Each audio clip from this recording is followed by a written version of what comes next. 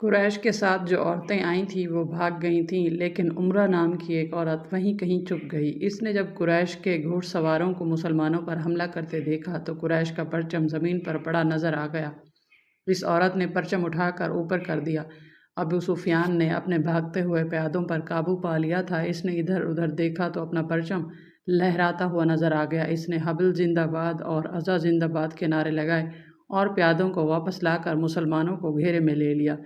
خالد کو وہ وقت یاد آ رہا تھا۔ وہ رسول کریم صلی اللہ علیہ وآلہ وسلم کو ڈھونڈ رہا تھا اور آج 4 برس بعد وہ مدینہ جا رہا تھا۔ اس کے ذہن پر رسول کریم صلی اللہ علیہ وآلہ وسلم کا غلبہ تھا۔ احد کی پہاڑی افق سے ابھرتی آ رہی تھی اور خالد کا گھوڑا خرامہ خرامہ چل رہا تھا۔ خالد کی ذہنی کیفیت کچھ ایسی ہوتی جا رہی تھی جیسے اسے آگے جانے کی کوئی جلدی نہ ہو، اور کبھی وہ لگام کو یوں جھٹک دیتا جیسے اسے بہت جلدی پہنچنا ہو، لیکن جس منزل کو وہ جا رہا تھا وہ منزل ابھی اس پر پوری طرح واضح نہیں ہوئی تھی۔ کبھی اسے یوں لگتا جیسے ایک مقناطیسی قوت جو اسے آگے ہی آگے کھینچ رہی ہے، اور کبھی وہ محسوس کرتا جیسے اس کے اندر سے اٹھتی ہوئی ایک قوت اسے پیچھے دھکیل رہی ہے۔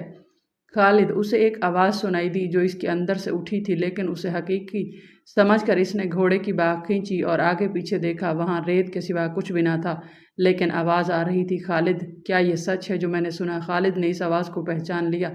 یہ اس کے ساتھی اکرمہ کی آواز تھی۔ ایک ہی روز پہلے اسے اکرمہ کہہ رہا تھا، اگر تم یہ سوچ رہے ہو کہ محمد خدا کا بھیجا ہوا نبی ہے تو وہ خیال دل سے نکال دو۔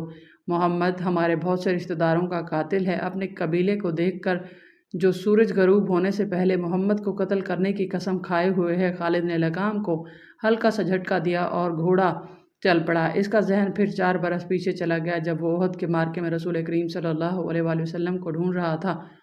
وہ قریش کی اس قسم کو پورا کرنے کا عزم لیے ہوئے تھا کہ رسول کریم صلی اللہ علیہ وآلہ وسلم کو سورج غروب ہونے سے پہلے معاذ اللہ قتل کرنا ہے۔ اسے یاد آ رہا تھا کہ مسلمانوں کے تیر اندازوں نے جب عنین کی پہاڑی چھوڑ دی تو اس نے اس پہاڑی پر حملہ کر کے عبداللہ بن جبیر اور ان کے 9 تیر اندازوں کو جو رسول اکرم صلی اللہ علیہ وآلہ وسلم کے حکم کی پیروی کرتے ہوئے وہاں رہ گئے تھے ختم کیا تھا۔ مسلمانوں کے ہاتھوں سے بھاگے ہوئے قریش پھر واپس آ گئے تھے اور انہوں نے اپنے آپ کو منظم کر لیا تھا۔ مسلمان یہ معرکہ ہار چکے تھے اور یہ اپنے رسول اللہ صلی اللہ علیہ وسلم کی حکم عدولی کا نتیجہ تھا۔ خالد اور ابو جہل کا بیٹا اکرمہ فن حرب و ضرب کے ماہر تھے۔ ان کے لیے ایک ایک مسلمان کو قتل کرنا اب مشکل نہیں رہا تھا۔ خالد دیکھ رہا تھا کہ مسلمان 2 حصوں میں بٹ گئے تھے۔ بڑا حصہ الگ تھا جو اپنے کمانڈر رسول اللہ صلی اللہ علیہ وآلہ وسلم سے کٹ گیا تھا۔ چند ایک تیر انداز رسول اکرم صلی اللہ علیہ وسلم کے ساتھ تھے۔ یہ وہ صحابہ کرام تھے جو قریش کے حملے کی وجہ سے افراتفری کا شکار نہیں ہوئے تھے۔ ان کی تعداد 30 تھی۔ ان میں ابو دجانہ اور بہت سارے صحابہ کرام۔ ان 14 خواتین میں سے جو خواتین زخمیوں کی دیکھ بھال کے لیے ساتھ آئی تھیں 2 رسول اللہ کے ساتھ تھیں۔ ایک عمارہ تھیں اور دوسری ایمن نام کی ایک حبشی خاتون تھی۔ ایمن آپ کے بچپن میں آپ کی دائیا رہ چکی تھی۔ باقی 12 خواتین ابھی تک زخمیوں کو اٹھانے اور پیچھے لانے اور ان کی مرہم پٹی کرنے میں مصروف تھی۔ خالد رسول کریم صلی اللہ علیہ وآلہ وسلم کو ڈھونڈ رہا تھا، لیکن وہ میدان جنگ میں زیادہ گھوم پھر نہیں سکتا تھا کیونکہ اس کی کمان میں گھوڑ سواروں کا ایک جیش تھا جسے اس نے پوری طرح اپنی نظم و نسق میں رکھا ہوا تھا۔ وہ اندھا دھند حملے کا قائل نہ تھا۔ اس کا اصول تھا کہ دشمن کی ایسی رگ پر ضرب لگاؤ کہ دوسری ضرب سے وہ گھٹنے ٹیک دے۔ آج 4 برس بعد جب وہ تنہا صحرا میں جا رہا تھا، اس کے ذہن میں گھوڑے دوڑ رہے تھے، اسے تیر کمانوں کے زناٹے سنائی دے رہے تھے، اس کے ذہن میں مسلمانوں کے نعرے گونج رہے تھے۔ اس کا خیال تھا کہ مسلمان یہ ظاہر کرنے کے لیے نعرے لگا رہے ہیں کہ انہیں موت کا کوئی ڈر نہیں۔ طنز اور نفرت سے اب بھی ان کے ہونٹوں پر مسکراہٹ آ گئی۔ اس نے ارادہ کر لیا تھا کہ وہ زیادہ سے زیادہ مسلمانوں کو قتل کرے گا، قیدی کم ہی بنائے گا۔ اسے ابھی پتہ نہیں چل رہا تھا کہ رسول کریم کہاں ہے۔ اس نے دیکھا کہ ابو سفیان جو بھاگتے ہوئے قریش کو ساتھ لے کر واپس آ گیا تھا، مسلمانوں کی فوج کے بڑے حصہ پر حملہ آور ہو چکا تھا اور مسلمان بے جگری سے لڑ رہے تھے۔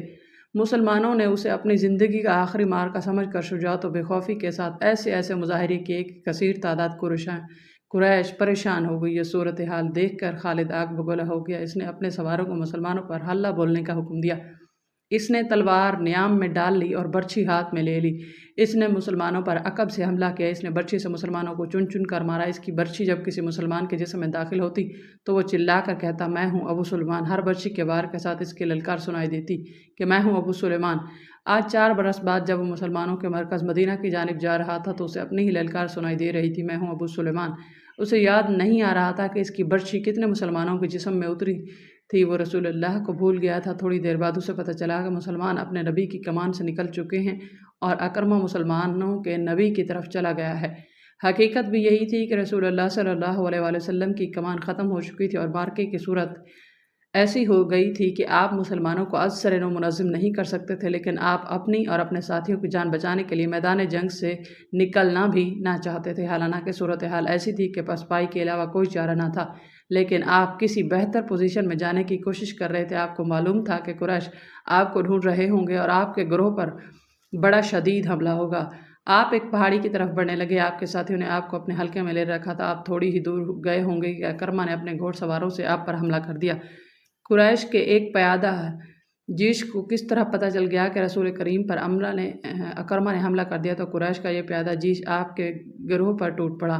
آپ کے اور آپ کے کسی بھی ساتھی کے بچ نکلنے کا سوال ہی ختم ہو گیا تھا۔ آپ کے 30 ساتھیوں نے اور ان 2 خواتین نے جو آپ کے ساتھ تھیں، آپ کے گرد گوشت پوست کی دیواریں کھڑی کر دی۔ خالد کو یاد آ رہا تھا کہ رسول اللہ جسمانی طاقت کے لحاظ سے بھی مشہور ہیں۔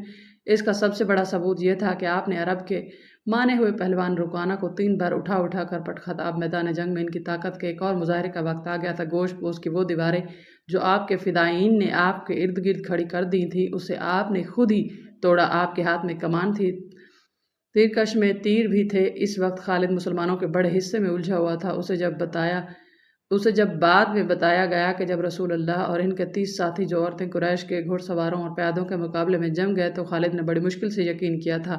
اس نے ایک بار پھر کہا تھا، یہ طاقت جسمانی نہیں ہو سکتی، یہ کوئی اور ہی طاقت ہے۔ اس وقت سے ایک سوال اسے پریشان کر رہا تھا کہ کیا عقیدہ طاقت بن سکتا ہے؟ وہ اپنے قبیلے میں کسی سے اس سوال کا جواب نہیں لے سکتا تھا، کیونکہ فوراً یہ الزام عائد ہو سکتا کہ اس پر بھی محمد صلی اللہ علیہ وآلہ وسلم کا جادو اثر کر گیا۔ آج وہ یہی سوال اپنے ذہن میں لیے مدینہ کی طرف جا رہا تھا۔ احد کی پہاڑی افق سے اوپر اٹھ آئی تھی۔ 4 برس پرانی یادیں اسے پھر اسی دامن میں لے گئیں جہاں اسے اپنا ہی نام سنائی دے رہا تھا، ابو سلیمان۔ وہ اپنے تصور میں دیکھنے لگا کہ ان 30 آدمی اور 2 عورتوں نے اتنے سارے گھوڑ سواروں اور پیادوں کا مقابلہ کس طرح کیا ہوگا۔ رسول اکرم صلی اللہ علیہ وآلہ وسلم اپنے دست مبارک سے تیر برسا رہے تھے۔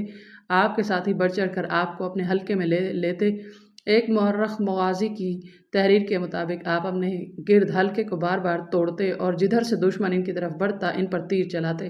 ان کی جسمانی طاقت عام انسان کے مقابلے میں کہیں زیادہ تھی۔ آپ کمان کو اس قدر زور سے کھینچتے تھے کہ آپ کا چھوڑا ہوا تیر جس جسم میں لگتا، تیر کی نوک اس جسم کے دوسری طرف سے نکل جاتی۔ آپ نے اس قدر تیر چلائے۔ ایک تیر چلانے کے لیے آپ نے کمان کو کھینچا تو کمان ٹوٹ گئی۔ آپ نے اپنے تیرکش میں بچے ہوئے تیر سعد بن ابی وقاص کو دے دیے۔ سعد بن ابی وقاص کے نشانے کا کوئی بھی مقابلہ نہیں کر سکتا تھا۔ خود آپ بھی سعد کے نشانے کو تسلیم کرتے تھے۔ ادھر مسلمان ابو سفیان اور خالد کے ہاتھوں کٹ رہے تھے اور خون کا آخری قطرہ بہہ جانے تک مقابلہ کر رہے تھے۔ ادھر آپ کے 30 فدائین اور 2 خواتین کی بے جگری کا یہ عالم تھا جیسے ان کے جسم نہیں، ان کی روحیں لڑ رہی ہیں۔ مشہور مورخ طبری لکھتا ہے کہ ایک مسلمان نے بیک وقت 4 5 قریش کا مقابلہ کیا۔ ان کا انداز ایسا دہشت ناک تھا کہ قریش پیچھے ہٹ جاتے تھے یا ان پر حملہ کرنے والا اکیلا مسلمان زخموں سے چور ہو کر گر پڑتا تھا۔ قریش نے جب رسول اکرم کے فدائین کی شجاعت کا یہ عالم دیکھا تو کچھ پیچھے ہٹ کر ان پر تیروں کے ساتھ ساتھ پتھر بھی برسانے لگے۔ ان کے ساتھ ہی قریش کے چند ایک گھوڑ سوار سرپٹ گھوڑے دوڑاتے آپ پر حملہ ہوئے، لیکن آپ کے ساتھیوں کے تیر ان کے جسموں میں اتر کر انہیں واپس جانے پر مجبور کر دیتے۔ اس صورتحال سے بچنے کے لیے قریش نے چاروں طرف سے تیروں اور پتھروں کا می برسا دیا۔ خالد کو اکرمہ نے بتایا تھا کہ ابو دجانہ محمد صلی اللہ علیہ وآلہ وسلم کے آگے جا کر کھڑے ہوئے، ان کی پیٹھ دشمن کی طرف تھی۔ ابو دجانہ بیک وقت 2 کام کر رہے تھے۔ ایک یہ کہ وہ اپنے تیر سعد بن ابی وقاص کو دیتے جا رہے تھے اور ساتھ بڑی تیزی سے تیر برسا رہے تھے۔ اس کے ساتھ ہی ابو دجانہ محمد صلی اللہ علیہ وسلم کو تیروں سے بچانے کی کوشش کر رہے تھے اور تیر اور پتھروں کی بارش میں کوئی نہ دیکھ سکا کہ ابو دجانہ کس حال میں ہے۔ جب ابو دجانہ گر پڑے تو اس وقت دیکھا کہ ان کی پیٹھ میں اتنے تیر اتر گئے کہ ان کی پیٹھ خار پشت کی پیٹھ لگتی تھی۔ رسول اکرم صلی اللہ علیہ وآلہ وسلم کو بچانے کے لیے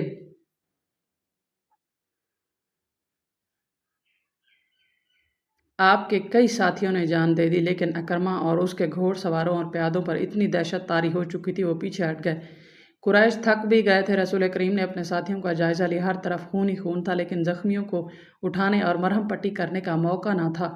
دشمن ایک اور حلہ بولنے کے لیے پیچھے ہٹا تھا۔ مجھے قریش کے ایک اور آدمی کا انتظار ہے۔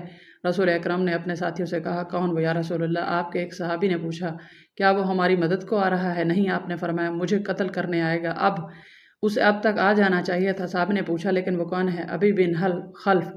आपने फरमाया, अबी बिन खल्फ रसूल अकरम के कट्टर मुखालफिन में से था। वो मदीना का रहने वाला था। उसे जब पता चला कि रसूल ने नबूवत का दावा किया है तो एक रोज़ वो आपके पास आया और आप का मजाक उड़ाया। आपने तहम्मुल और बुर्दबारी से उसे इस्लाम कबूल करने की दावत दी। क्या तुम मुझे इतना कमज़ोर समझते हो कि मैं तुम्हारे इस बेबुनियाद अकीदे को कबूल कर लूँगा? अबी बिन खल्फ ने गुस्ताखाना लहजे में कहा था, मेरी बात गौर से सुन ले मोहम्मद, किसी रोज़ मेरा घोड़ा देख लेना। उसे मैं इस वक्त के लिए मोटा ताज़ा कर रहा हूँ जब तुम कुरैश को फिर कभी जंग के लिए ललकारोगे। अब बदर के ख्वाब देखने छोड़ दो। मैं इसी घोड़े पर सवार हूँगा और तुम मुझे मैदान जंग में अपने सामने देखोगे और मैं अपने देवताओं की कसम खाकर कहता हूँ कि तुम्हें अपने हाथों से कत्ल करूँगा। अभी रसूल खुदा सल्लल्लाहु अलैहि वसल्लम ने मुस्कुराकर कहा था, ज़िंदगी और मौत इस अल्लाह के इख्तियार में है जिसने मुझे नबूवत अता फरमाई और मुझे गुमराह लोगों को सीधा रास्ते पर लाने का फ़र्ज सौंपा है। ऐसी बात मुँह से ना निकालो जैसे मेरे अल्लाह के सिवा कोई भी पूरा ना कर सके। यूं भी तो हो सकता है कि तुम मुझे कत्ल करने आओ, तुम मेरे हाथों कत्ल हो जाओ। अबी बिन खल्फ रसूल की इस बात पर तंजिया हंस पड़ा और हंसता हुआ चला गया। अब ओहद के मार्के में रसूल खुदा को अबी बिन हल्फ याद आ गया। जूं ही आपने इसका नाम लिया तो दूर से एक घोड़ा सर पर दौड़ता हुआ आया। सब ने इधर देखा। मेरे अजीज़ साथी और रसूल अकरम ने अपने साथियों से कहा, मुझे कुछ ऐसा लग रहा है जैसे ये सवार जो हमारी तरफ बढ़ता आ रहा है अभी ही हो। अगर वो अभी हुआ तो उसे रोकना नहीं, उसे मेरे सामने और मेरे करीब आने देना। मौरख़ीन वाक़दी बगाज़ी और इब्ने हिशाम ने लिखा है कि वो सवार अबी बिन खल्फ ही था। इसने ललकार कर कहा, संभल जा मोहम्मद, अभी आ गया। ये देख, मैं इसी घोड़े पर सवार हूँ जो तुम्हें दिखाया था या रसूलुल्लाह। रसूलुल्लाह के साथियों में से 3-4 ने आगे होकर कहा, हमें इजाज़त दें कि उसे आपके करीब आने तक ख़त्म कर दें। नहीं, रसूलुल्लाह ने कहा, उसे आने दो, मेरे करीब आने दो, उसे रास्ता दे दो। रसूल करीम के सर पर जंजीरों वाली खुद थी। इसकी जंजीरें आपके चेहरे के आगे और दाएं बाएं लटक रही थी। आपके हाथ में बर्छी थी और तलवार न्याम में थी। अभी का घोड़ा करीब आ गया, आगे आजा अभी। रसूल खुदा ने ललकार कर कहा, मेरे सिवा तेरे साथ कोई नहीं लड़ेगा। अबी बिन खल्फ ने अपना घोड़ा करीब लाकर रोका और तंजिया कहका लगाया। उसे शायद पूरा यकीन था कि वो आपको कत्ल कर देगा। इसकी तलवार अभी न्याम में थी। आप सल्लल्लाहु अलैहि वसल्लम इसके करीब चले गए। वो बड़े ताकतवर घोड़े पर था और आप ज़मीन पर। इसने अभी तलवार निकाली ही थी कि आपने आगे बढ़कर और उछलकर इस पर बर्छी का वार किया। वो वार बचाने के लिए एक तरफ को झुक गया, लेकिन वार खाली न गया। आपकी बर्छी अनी के इस दाएं कंधे पर हंसली की हड्डी से नीचे लगी। वो घोड़े से गिर पड़ा और इसकी पसली टूट गई। मौरख़ीन लिखते हैं कि रसूल खुदा का वार इतना कारी ना था कि अभी जैसा कवि है कल आदमी उठ ना सका। रसूल खुदा इस पर दूसरा वार करने को दौड़े। वो घोड़े के दूसरी तरफ गिरा था। इस पर शदीद दहशत तारी हो गई। आपका वार इसके लिए गैर मुतवक्के था। वो उठा और अपना घोड़ा वहीं छोड़कर भाग गया। वो चिल्लाता जा रहा था, मोहम्मद ने मुझे कत्ल कर दिया। अहले कुरैश, मोहम्मद ने मुझे कत्ल कर डाला। कुरैश के कुछ आदमियों ने इसके ज़ख्म देखे तो उसे तसल्ली दी कि उसे किसी ने कत्ल नहीं किया। ज़ख्म बिल्कुल मामूली हैं, लेकिन इस पर न जाने कैसी कैफियत तारी हो गई कि उसकी ज़बान से यही अल्फाज निकलते थे, मैं ज़िंदा नहीं रहूँगा। मोहम्मद ने कहा था कि मैं इसके हाथों कत्ल हो जाऊँगा। अगर मोहम्मद मुझ पर सिर्फ थूक देता तो भी मैं ज़िंदा ना रह सकता। जब ओहद का मार्का ख़त्म हो गया तो अभी कुरैश के साथ मक्का रवाना हो गया। रास्ते में इन्होंने पड़ाव किया तो अभी मर गया। खालिद को आज 4 बरस बाद वो वक्त कल की बात की तरह याद आ रहा था। उसे यकीन था कि मुसलमानों को अहले कुरैश कुचल कर रख देंगे, लेकिन मुसलमान जिस तरह जाने कुर्बान कर रहे थे इसने खालिद को परेशान कर दिया। यूँ लगता था जैसे मुसलमान प्यादों से कुरैश के घोड़े भी खौफजदा हैं। खालिद ने अपने घोड़ों को एड़ लगाई और इस खून रेज मार्के में अबू सुफियान को तलाश करता इस तक पहुंचा, क्या हम मुसलमानों को फैसला कुन शिकस्त देने के काबिल नहीं रहे? खालिद ने अबू सुफियान से कहा, क्या कुरैश की माओं के दूध नाकिस थे कि ये इन मुट्ठी भर मुसलमानों से खौफजदा हुए जा रहे हैं? देखो खालिद, अबी सुफियान ने कहा, जब तक मोहम्मद इनके साथ साथ है और वो ज़िंदा सलामत है, ये खून का आखिरी कतरा बह जाने तक शिकस्त नहीं खाएंगे। तो ये फ़र्ज़ मुझे क्यों नहीं सौंप देते? खालिद ने कहा, नहीं। अबू सुफियान ने कहा, तुम अपने सवारों के पास जाओ, तुम्हारी क़यादत के बगैर वो बिखर जाएंगे। मोहम्मद और उसके साथियों पर हमला करने के लिए मैं प्यादे भेज रहा हूँ। आज मदीना की तरफ जाते हुए खालिद को अफसोस हो रहा था कि अबू सुफियान ने इसके एक अज़म को कुचल डाला था। रसूल खुदा सल्लल्लाहु अलैहि वसल्लम के कत्ल को वो अपना फ़र्ज़ समझता था। वो रसूल खुदा सल्लल्लाहु अलैहि वसल्लम को कत्ल करके अपने सबसे बड़े देवता हेबल और अज़ा की खुशनुदी हासिल करना चाहता था। इसने अपने सालार का हुक्म मानना ज़रूरी समझा और अपने सवार दस्ते की तरफ चला गया। उसे इत्मीनान ज़रूर था कि रसूल अकरम सल्लल्लाहु अलैहि वसल्लम के साथ अब चंद एक साथ ही रह गए होंगे اور آپ کو قتل کرنا اب کوئی مشکل کام نہیں ہوگا۔ اس کے بعد مسلمان اٹھنے کے قابل نہیں ہوں گے۔ خالد کو میدان جنگ کی کیفیت بڑی اچھی طرح یاد تھی۔ اس نے ذرا بلندی سے دیکھا تھا کہ احد کے درمیان میں دور دور تک زمین خون سے لال ہو گئی تھی۔ کہیں گھوڑے تڑپ رہے تھے اور کہیں خون میں نہائے ہوئے انسان کرا رہے تھے۔ زخمیوں کو اٹھانے کا ابھی کسی کو ہوش نہ تھا۔ پھر اس نے دیکھا پیادہ قریش رسول کریم صلی اللہ علیہ وسلم کے پاس پہنچ گئے تھے اور انہوں نے آپ کے ساتھیوں کا حلقہ بھی توڑ لیا تھا۔ قریش کے 3 آدمی عتبہ بن ابی وقاص، عبداللہ بن شہاب اور ابی بن کمار رسول کریم صلی اللہ علیہ وآلہ وسلم پر پتھر برسانے لگے۔ عجیب صورت یہ تھی کہ عتبہ کا سگا بھائی سعد بن ابی وقاص رسول اکرم کی حفاظت میں لڑ رہا تھا۔ رسول اکرم کے ساتھیوں کی تعداد نہ ہونے کے برابر رہ گئی تھی۔ وہ لڑتے لڑتے بکھر گئے تھے۔ عتبہ نے آپ پر جو پتھر برسائے ان سے آپ کے نیچے والے 2 دانت ٹوٹ گئے اور نچلے ہونٹ زخمی ہو گیا۔ عبداللہ کے پتھر سے آپ کی پیشانی خاصا گہرا زخم آیا۔ ابن قمیہ نے آپ کے قریب آ کر اتنی زور سے پتھر مارا کہ آپ کے خود کی زنجیر کی 2 کڑیاں ٹوٹ کر رخسار میں اتر گئیں۔ ان سے رخسار کی ہڈی بھی بری طرح مجروح ہوئی۔ آپ نے برچھی سے دشمن پر وار کرنے کی بھرپور کوشش کی لیکن دشمن قریب نہ آتے تھے۔ ان کا خون اتنا نکل گیا تھا کہ آپ گر پڑے۔ اس وقت آپ کے ایک صحابی طلحہ نے جو قریش کے دوسرے آدمیوں کے ساتھ لڑ رہے تھے دیکھ لیا اور دوڑتے ہوئے آپ تک پہنچے۔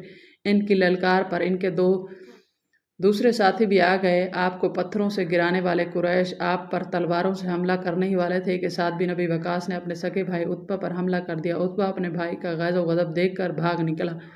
طلحہ نے رسول خدا کو سہارا دے کر اٹھایا۔ آپ پوری طرح ہوش میں تھے۔ اس دوران آپ کے ساتھیوں نے ان آدمیوں کو بھگا دیا جنہیں رسول کریم پر حملہ کیا تھا۔ محرخ لکھتے ہیں کہ سعد بن ابی وقاص پر قابو پانا مشکل ہو رہا تھا۔ سعد کہتے تھے میں اپنے بھائی کو قتل کر کے اس کے جسم کے ٹکڑے کر دینا چاہتا ہوں جس نے میری موجودگی میں میرے نبی پر حملہ کیا ہے۔ وہ اکیلے ہی قریش کی طرف دوڑنے کی کوشش کرتے تھے۔ انہیں بڑی مشکل سے روکا گیا۔ اگر رسول خدا انہیں رکنے کا حکم نہ دیتے تو وہ کبھی نہ رکتے۔ قریش غالباً بہت ہی تھک چکے تھے۔ وہ معرکے سے منہ موڑ گئے۔ تب رسول کریم صلی اللہ علیہ وسلم کے ساتھیوں نے آپ کے زخموں کی طرف توجہ دی۔ جو خواتین آپ کے ساتھ تھیں انہوں نے آپ کو پانی پلایا، کپڑوں سے زخم صاف کیے۔ اس وقت یہ دیکھا گیا کہ خود کی زنجیروں کی ٹوٹی ہوئی کڑیاں آپ کے رخسار کی ہڈی میں اتری ہوئی ہیں۔ ایک صحابی ابو عبیدہ جو عرب کے ایک مشہور جراح کے فرزند تھے آگے بڑھے اور آپ کے رخساروں سے کڑیاں نکالنے لگے لیکن ہاتھوں سے کڑیاں نہ نکلیں۔ آخر ابو عبیدہ نے دانتوں کی مدد سے ایک کڑی نکال لی۔ جب دوسری کڑی نکالی تو کڑی نکل آئی لیکن ابو عبیدہ کے سامنے کے 2 دانت ٹوٹ گئے۔ اس کے بعد لوگوں نے ابو عبیدہ کو الاسرم کہنا شروع کر دیا۔ اس کا مطلب کہ وہ آدمی جس کے سامنے والے دانت نہ ہوں۔ پھر اس انعام سے مشہور ہو گئی۔ یہ بھی رسول کریم کا معجزہ ہے کہ اس کے بعد ابو عبیدہ اب ایسے خوبصورت دکھائی دیتے تھے کہ ان کے چہرہ سے نگاہیں نہیں ہٹتی تھی۔ ایمن جو رسول اکرم کے بچپن میں آپ کی دائیں رہ چکی تھی آپ پر جھکی ہوئی تھی۔ اس وقت تک آپ کی طبیعت سنبھل چکی تھی۔ اچانک ایک تیر ایمن کی پیٹھ میں اتر گیا اور اس کے ساتھ ہی دور سے ایک کہکا سنائی دیا۔ سب نے ادھر ادھر دیکھا۔ قریش کا ایک آدمی حبان بن الارقہ دور کھڑا ہنس رہا تھا۔ اس کے ہاتھ میں کمان تھی۔ یہ تیر اسی نے چلایا تھا۔ وہ ہنستا ہوا پیچھے کو مڑا۔ رسول خدا نے ایک تیر سعد بن ابی وقاص کو دے کر کہا یہ شخص یہاں سے تیر لے کر ہی واپس جائے۔ سعد نے جو تمام قبائل میں تیر اندازی میں خصوصی شہرت رکھتے تھے کمان میں تیر ڈال کر بام پر چلا۔ حبان کی گردن میں اتر گیا۔ سعد کے تمام سپاہیوں نے بڑی زور سے کہکا لگایا۔ حبان نے ڈگمگاتے ہوئے قدم اٹھاتے ہوئے گر پڑا۔ آج خالد جب مدینہ کی طرف بڑھتا جا رہا تھا اور احد کی پہاڑی اسے اپنے کچھ ساتھی یاد آنے لگے۔ عقیدوں کے اختلاف نے بھائی کو بھائی کا دشمن بنا دیا لیکن خالد کو یہ خیال بھی آیا کہ بعض لوگ اپنے عقیدے کو اس لیے سچا سمجھتے ہیں کہ وہ اس کے پیروکار ہوتے ہیں۔ حق اور باطل کے فرق کو سمجھنے کے لیے بڑی مضبوط شخصیت کی ضرورت ہوتی ہے۔ ایک سوال اسے پھر پریشان کرنے لگا، میں مدینہ کیوں جا رہا ہوں؟ اپنا عقیدہ مدینے والوں پر ٹھونسنے کے لیے یا ان کا عقیدہ اپنے اوپر مسلط کرنے کے لیے؟ اسے ابو سفیان کی آواز سنائی دی جو 1 روز پرانی تھی۔ کیا یہ سچ ہے کہ تم مدینہ جا رہے ہو؟ کیا تمہاری رگوں میں ولید کا خون سفید ہو گیا ہے؟ صحرا میں جاتے ہوئے ان آوازوں نے کچھ دور تک اس کا تعاقب کیا، پھر وہ اپنے دوستوں کی یادوں میں کھو گیا جن کے خلاف وہ لڑا، جن کا خون اس کے سامنے بہایا گیا۔ ان میں ایک مصعب بن عمیر تھے۔ قریش جو معرکے سے منہ موڑ گئے تھے کچھ دور ہی پہنچے تھے کہ خالد نے اپنے گھوڑے کو ایڑھ لگائی اور ابو سفیان کو جا پکڑا۔ اس نے ابو سفیان سے پوچھا کہ تم لوگ جنگ کو ادھورا چھوڑ کر کہاں جا رہے ہو؟ مسلمانوں کا دم ختم ہو چکا ہے۔ ابو سفیان بھی یہی چاہتا تھا کہ یہ معرکہ فیصلہ کن نتیجے پر پہنچے۔ قریش کے چاند سوار وہیں سے پلٹ آئے۔ خالد دیکھ چکا تھا کہ رسول کریم کہاں ہیں یہاں۔ پھر ابو سفیان نے خالد کو کسی اور طرف بھیج دیا اور کچھ آدمی کو نبی کریم پر حملے کا حکم دیا۔ اب رسول کریم کے ساتھ کچھ اور مسلمان آن ملے تھے۔ اب پھر ابن قیمہ لڑتے ہوئے مسلمانوں کا حلقہ توڑ کر رسول اکرم تک پہنچنے کی کوشش کرنے لگا۔ اس وقت رسول اکرم کے پاس مصعب بن عمیر کھڑے تھے اور عمارہ اپنے قریب پڑے ہوئے 2-3 زخمیوں کو پانی پلا رہی تھی۔ انہوں نے جب قریش کو ایک بار پھر حملے کے لیے آتے دیکھا تو زخمیوں سے ہٹ کر انہوں نے ایک زخمی کی تلوار اٹھا لی اور قریش کے مقابلے کے لیے ڈٹ گئی۔ قریش کا سب سے پہلا سوار جو ان کے قریب آیا تھا اس تک وہ نہیں پہنچ سکتی تھی، اس لیے انہوں نے تلوار سے اس کے گھوڑے پر ایسا وار کیا کہ گھوڑا گر پڑا۔ سوار گھوڑے کے دوسری طرف گرا۔ عمارہ نے گھوڑے کے اوپر سے کود کر قریش کے اس آدمی پر وار کیا اور اسے زخمی کر دیا۔ وہ اٹھا اور بھاگ کر کھڑا ہوا۔ مصعب بن عمیر کا قد، بت اور شکل و صورت بھی رسول کریم کے ساتھ نمایاں مشابہت رکھتی تھی۔ ابن قمہ مصعب کو رسول خدا سمجھ کر ان پر حملہ آور ہوا۔ مصعب تیار تھے، انہوں نے ابن قمہ کا مقابلہ کیا، پھر دونوں میں تیز زنی ہوئی، لیکن ابن قمہ کا ایک بار مصعب پر ایسا بھرپور پڑا کہ وہ گرے اور شہید ہو گئے۔ مصعب بن عمیر بہت لاڈوں میں پلے نوجوان تھے، لیکن تدفین کے وقت ان کا کفن بھی ادھورا تھا۔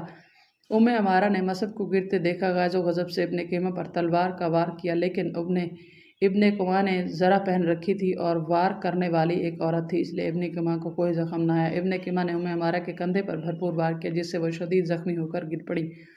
اس وقت رسول کریم جو قریب ہی تھے ابن قمہ کی طرف بڑھے، لیکن ابن قمہ نے پینترا بدل کر آپ پر ایسا وار کیا جو آپ کے خود پر پڑا۔ تلوار خود سے پھسل کر آپ کے کندھے پر لگی، آپ کے بالکل پیچھے ایک گڑھا تھا، آپ زخم کھا کر پیچھے ہٹے اور گڑھے میں گر پڑے۔ ابن قمہ نے پیچھے ہٹ کر گلا پھاڑ کر کہا، میں نے محمد کو قتل کر دیا۔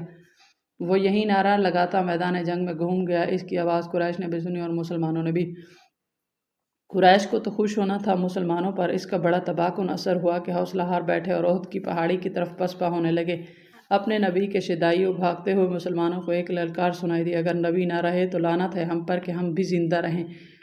تم کیسے شدائی ہو کہ نبی کی شہادت کے ساتھ ہی تم موت سے ڈر کر بھاگ رہے ہو۔ مسلمان رک گئے، اس للکار نے انہیں بگولا کر دیا۔ وہ پیادے تھے، لیکن انہیں قریش کے گھوڑ سواروں پر حملہ کر دیا۔ یہ حملہ خالد اور اکرمہ کے گھوڑ سواروں پر ہوا تھا۔ خالد کو آج یاد آ رہا تھا کہ اس کے ہاتھوں کتنے ہی مسلمانوں کا خون بہہ گیا تھا، ان میں ایک رفاعہ بن وقش بھی تھے۔ خالد کے دل میں درد کی ایک ٹیس سی اٹھی، اسے کچھ ایسا احساس ہونے لگا جیسے وہ بے مقصد خون بہاتا رہا ہے، لیکن اس وقت وہ مسلمانوں کا اپنا بدترین دشمن سمجھتا تھا۔ اب مسلمانوں کا دم خم ٹوٹ چکا تھا، پیادے گھوڑ سواروں کا مقابلہ کب تک کرتے؟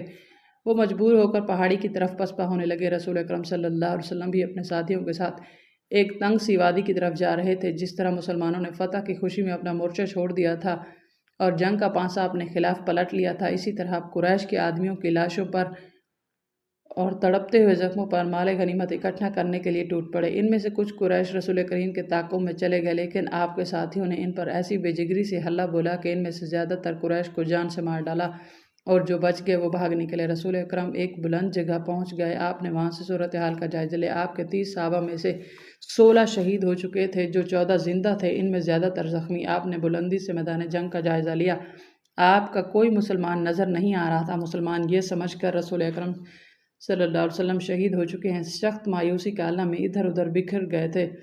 کچھ واپس مدینہ چلے گئے، کچھ قریش کے انتقام سے بچنے کے لیے پہاڑی کے اندر موجود تھے۔ یہاں رسول اکرم کو اپنے زخموں کی طرف توجہ دینے کی فرصت ملی۔ آپ کی بیٹی حضرت فاطمہ جو آپ کو ہر طرف تلاش کر کر کے تھک چکی تھی، آپ کے پاس آ پہنچی تھی۔ قریب ہی ایک چشمہ تھا، حضرت علی وہاں سے کسی چیز میں پانی لائے اور آپ کو پلایا۔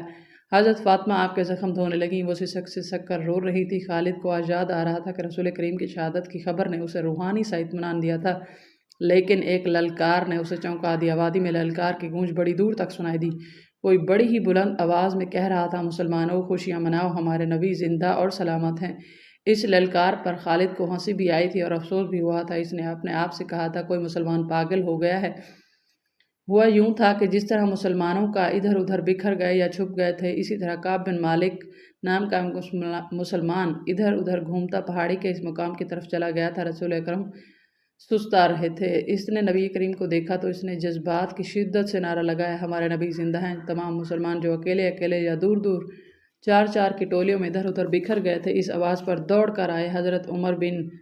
حضرت عمر بھی اسی آواز پر رسول خدا تک پہنچے تھے۔ اس سے پہلے ابو سفیان میدان جنگ میں پڑی ہوئی ہر ایک لاش کو دیکھتا پھر رہا تھا۔ وہ رسول کریم کا جسد مبارک تلاش کر رہا تھا۔ اسے قریش کا جو بھی آدمی ملتا اس سے پوچھتا، تم نے محمد کی لاش دیکھی؟ اس تلاش پہ خالد اس کے سامنے آ گئے۔ خالد ابو سفیان سے پوچھا، تم نے محمد کی لاش نہیں دیکھی؟ نہیں، خالد نے جواب دیا، اور ابو سفیان کی طرف ذرا جھک کر پوچھا، کیا تمہیں یقین ہے کہ محمد قتل ہو چکا ہے؟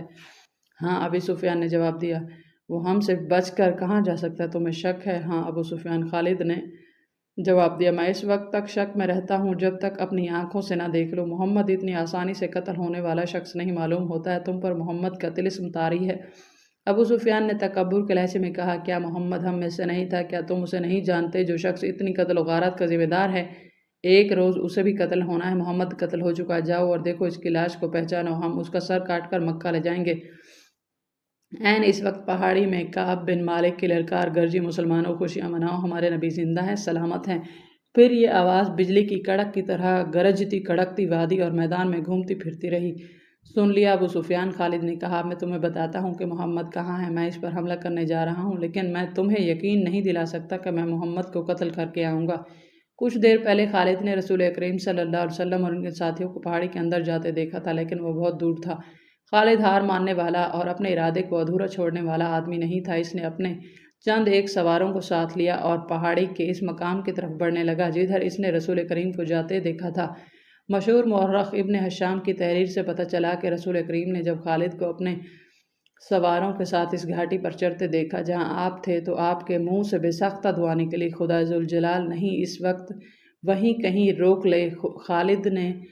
خالد اپنے سواروں کے ساتھ گھاٹی چڑھتا جا رہا تھا۔ وہ ایک درہ سا تھا جو تنگ ہوتا چلا جا رہا تھا، گھوڑوں کو ایک قطار میں ہونا پڑا۔ رسول کریم زخموں سے چور پڑے تھے۔ حضرت عمر نے جب خالد اور اس کے سواروں کو اوپر آتے ہوئے دیکھا تو وہ تلوار نکال کر کچھ نیچے اترے۔ ولید کے بیٹے حضرت عمر نے للکارا، اگر لڑائی لڑنا چاہتے ہو تو اس درہ کی تنگی کو دیکھ لو، اس چڑھائی کو دیکھ لو، کیا تم اپنے سواروں کے ساتھ ہمارے ہاتھ سے بچ کر نکل جاؤ گے؟ خالد لڑنے کے فن کو خوب سمجھتا تھا۔